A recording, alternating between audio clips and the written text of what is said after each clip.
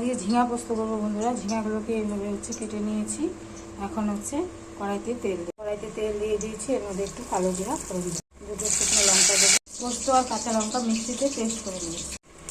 এখন ঝিঙাগুলো ঢেলে দেবো।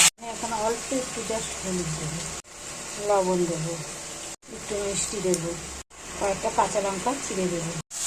ঝিঙাটা যখন এরকম ভাজা ভাজা হয়ে আসবে বন্ধুরা, তখন পোস্তটা ঢেলে দেবো। কালারটা একটু করার জন্য বন্ধুরা একটু কাশ্মীরি লঙ্কার গুঁড়ো দেবো, একটু গোলমরিচের গুঁড়ো দেবো, একটু গরম মশলার গুঁড়ো দেবো।